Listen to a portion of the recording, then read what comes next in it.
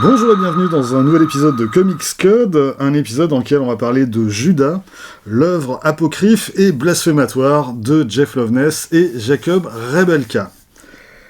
Judas, c'est donc le nouveau titre sorti chez 404 Graphics, un récit en 4 parties initialement paru aux États-Unis chez Boom Studios en 2018. Alors, on va commencer par une banalité, le bouquin est magnifique. Bon, vous allez me dire, tous les bouquins estampillés 404 graphiques sont magnifiques. C'est pas faux, mais c'est pas non plus une raison pour pas le répéter à chaque fois. Ensuite, avant d'en venir à l'histoire proprement dite, quelques mots sur les auteurs. Jeff Loveness, c'est un scénariste qui a avant tout bossé pour la télé et pour le cinéma. Il a notamment bossé sur les premières saisons de Rick et Morty, et c'est lui aussi qui a signé le scénario du 3e Ant-Man, Quantum Mania. Côté comics, on a pu lire en France quelques-uns de ses travaux chez Marvel, notamment sa mini Groot, qui était paru dans Marvel Universe en 2016, et puis sa très très courte série Nova, qui s'est arrêtée au bout de 7 numéros. C'était aussi dans Marvel Universe, mais c'était dans le volume suivant, en 2017-2018, et je crois pas que ça ait été réédité depuis. Et puis, l'an dernier, 404 Graphiques, déjà eux, avaient publié Apparition dans le ciel de Berlin-Est, dessiné par Lisandro Esteren, et qui était vraiment un remarquable récit de science-fiction, vraiment original, et en fait, c'est vraiment le genre d'histoire qui continue de tourner dans votre tête, bien après avoir fini de la lire. Quant à Jacob Rebelka, je pense qu'on a été un certain nombre à le découvrir là encore l'an dernier et là encore chez 404 Graphiques avec Le Dernier Jour de Howard Phillips Lovecraft. Rebelka, c'est un artiste polonais, mais qui, ces dernières années, a pas mal travaillé aux États-Unis sur des titres qui, à ce jour, n'ont jamais été publiés en France. Mais, alors pas plus tard que le mois prochain, Panini publie un nouveau volume de Cyberpunk 2077, XOXO, qui est dessiné par Rebelka. Alors, on aura l'occasion d'en reparler, déjà dans la vidéo consacrée aux sorties de novembre chez Panini, mais là encore, moi qui m'intéresse pas du tout à cette franchise, j'ai jeté un œil sur les planches de cet album, et ça a vraiment de la gueule. Bref, aujourd'hui, on retrouve Jeff Loveness et Jacob Rebelka ensemble pour nous raconter une histoire biblique. L'histoire de Judas Iscariote, l'un des 12 apôtres de Jésus, avec Paul, John, George, Ringo. Non, peut-être que je mélange deux trucs là. Mais en tout cas, Judas, c'est celui qui, au final, a trahi Jésus. C'est celui qui l'a dénoncé aux Romains contre 30 deniers, et puis qui ensuite, rongé par la culpabilité, est allé se pendre. Ça, c'est l'histoire telle qu'on l'apprend au catéchisme. Judas, c'est le bad guy du Nouveau Testament, c'est le Red Skull de Captain Jesus, c'est le Dr. Doom de Mr. Christ. C'est le traître, c'est l'incarnation du traître. Et, comme il le dit d'ailleurs à un moment du récit, on ne donne plus mon nom à quiconque. Et effectivement, je pense qu'il doit y avoir à peu près autant de petits Judas que de petits Adolphe. C'est devenu vraiment un nom tabou. Mais donc, Jeff Loveness va proposer ici une autre interprétation de l'histoire de Judas. Et pour ça, il va poursuivre son histoire après sa mort, quand il se retrouve, bien évidemment, en enfer. Mais la première question que Jeff Loveness se pose, c'est: est-ce que Judas a vraiment trahi le Christ, ou bien est-ce qu'il a simplement fait ce que le Christ attendait de lui? Est-ce qu'il a simplement joué le rôle qu'on avait écrit pour lui?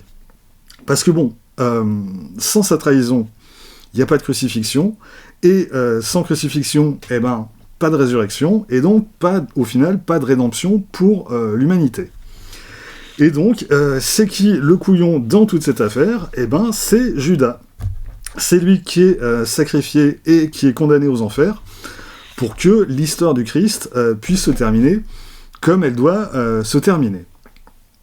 Un truc à préciser concernant Jeff Loveness, c'est que quand il était jeune, il a eu une éducation religieuse très stricte, et on sent qu'il a quand même quelques petits comptes à régler avec tout ça.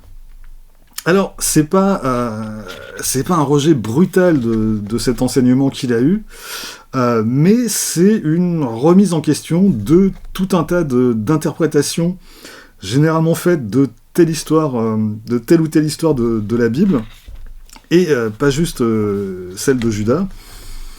Au fil du récit, il va évoquer l'histoire de Pharaon, qui s'est opposé à Moïse. Il va évoquer celle de Goliath, le géant qui a combattu David, de Jézabel, qui s'oppose au prophète Élie, et un passage que j'ai trouvé vraiment parlant sur les intentions de l'auteur, c'est l'histoire de la destruction par Dieu des villes de Sodome et Gomorrhe, avec tous leurs habitants qui sont accusés d'être des pécheurs. Et les seuls jugés dignes d'être sauvés, c'est Lot et sa famille. Mais, par contre, ils ont interdiction de se retourner pendant leur fuite. Et c'est pourtant ce que va faire la femme de Lot. Et quand elle va se retourner, elle va immédiatement être transformée en statue de sel. Et quand il évoque cette histoire, Jeff Loveness pointe deux éléments que je trouve intéressants. D'une part, c'est que la femme de Lot, elle est jamais nommée. La Bible l'a totalement anonymisée, ce qui est globalement raccord avec le traitement des femmes dans la Bible. Et puis surtout, Dieu l'a puni pour avoir été témoin de ses crimes. Et c'est le genre de remise en question des enseignements de la Bible qu'on va retrouver tout au long de Judas. Et en fait, il s'agit pour Loveness de porter un regard critique sur tout un tas d'interprétations communément admises et qui constituent la base de l'enseignement chrétien. Mais, encore une fois, il ne s'agit pas pour lui de faire de Judas une œuvre blasphématoire, même si je l'ai présenté comme ça pour introduire cette vidéo. Mais en vrai, c'est quand même vachement plus fin que ça. Le propos de Loveness, c'est davantage de remettre Judas au centre de cette histoire et d'en faire son histoire, d'en faire le véritable héros, et celui, au final, dont le sacrifice est le plus signifiant. En gros, c'est d'aller chercher le salut de l'humanité chez l'humain, justement, plutôt que chez un hypothétique envoyé divin. Et on pourrait dire que c'est une relecture à la fois agnostique et critique de la Bible. C'est très différent, par exemple, d'une œuvre comme The Goddamned de Jason Aaron et R.M. Guerra, qui reprend certaines histoires de la Bible et qui en propose une vision matérialiste, mais dans le sens le plus réaliste et le plus brutal possible. Chez Aaron, c'est un monde dans lequel la foi n'a vraiment pas sa place, où la foi n'est qu'un mensonge dont le seul objectif est de dissimuler la réalité et l'horreur du monde. Et chez Jeff Loveness, au contraire, la foi, c'est un élément essentiel de sa vision du monde. Mais ce qu'on comprend dans la dernière partie du récit, et je spoil rien sur l'histoire proprement dite, mais ce qu'on comprend à la fin, c'est qu'il s'agit pour Loveness d'une foi en l'humanité plutôt qu'une foi en une divinité. Et le personnage de Judas, justement, il nous est présenté ici dans toute son humanité. C'est comme ça qu'on le découvre dans les premières pages du récit, avec l'histoire de la mort de sa mère, et puis son errance qui s'en est suivie pour lui, jusqu'à sa rencontre avec le Christ.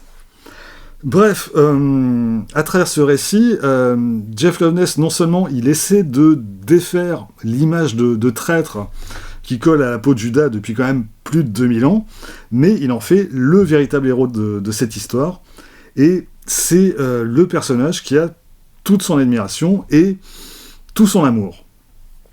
Voilà, en gros, ma lecture de ce Judas. Mais c'est probablement une lecture qui va résonner de manière très différente pour chaque lecteur, en fait, en fonction de son vécu, en fonction de ce en quoi il croit ou ce en quoi il ne croit pas, de l'éducation religieuse qu'il a reçue, ou pas. Et vraiment, je ne sais pas si cette histoire peut fonctionner pour tous les lecteurs. J'imagine qu'il y a des lecteurs pour qui tous les questionnements de Jeff Loveness, ça va pas leur parler du tout. Par contre, là où on peut peut-être trouver un consensus, c'est sur le travail de Jacob Rebelka. Parce que c'est vraiment, vraiment très très beau. Alors, c'est sans doute pas du niveau du dernier jour d'Howard Phillips Lovecraft. Il s'est quand même passé 4 ou 5 ans entre les deux. Et il me semble que entre-temps, Rebelka, il a passé un palier, voire peut-être même 2 ou 3. Mais ça reste quand même d'un très très bon niveau. Alors, c'est pas forcément son trait que je trouve le plus remarquable. C'est, d'une part, la composition de ses planches, sa manière de mettre en scène les enfers, par exemple, et même carrément de les réinventer. On est quand même très loin d'une vision des enfers avec des flammes partout et des démons en train de rôtir des pêcheurs à la broche. Là, c'est quand même un univers beaucoup plus sombre, beaucoup plus brut, plus minéral. Et puis... Et c'est tout à fait complémentaire. Il y a le travail de Rebelka sur les couleurs, avec des changements de ton qui sont parfaitement maîtrisés d'une scène à l'autre, et qui donnent vraiment une tonalité particulière à chacune d'entre elles. Donc ouais, Judas, c'est quand même aussi un régal pour les yeux. En bonus, en fin de volume, on a les 4 couvertures... des 4 numéros de la mini-série signée Jacob Rebelka. Et puis, on a aussi, après ça, les variant covers signés Jeremy A. Bastian, que je connais pas du tout, mais qui signe quand même des choses assez sublimes.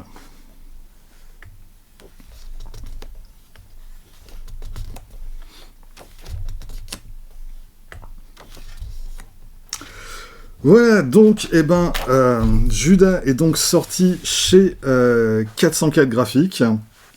Format, évidemment, j'ai oublié de le noter, ça doit être du 21 par 32, si je dis pas de bêtises. La pagination, je l'ai pas non plus, bravo, garçon. Le prix, lui, en revanche, il est de 22€, et la traduction, c'est marqué sur la couverture, elle est signée Aurélien Léman. Voilà, c'est tout pour aujourd'hui, rendez-vous très vite pour la suite. D'ici là, vous pouvez vous abonner à cette chaîne, laisser un commentaire, partager cette vidéo sur les réseaux sociaux, vous pouvez aussi retrouver les lectures de Quack Kent et de Bad Quack sur Instagram et avoir ainsi un aperçu du thème des prochaines vidéos. Vous pouvez aussi visiter la Maro Comics de Quack Kent, et vous pouvez surtout lire des comics. Soyez sages et à bientôt.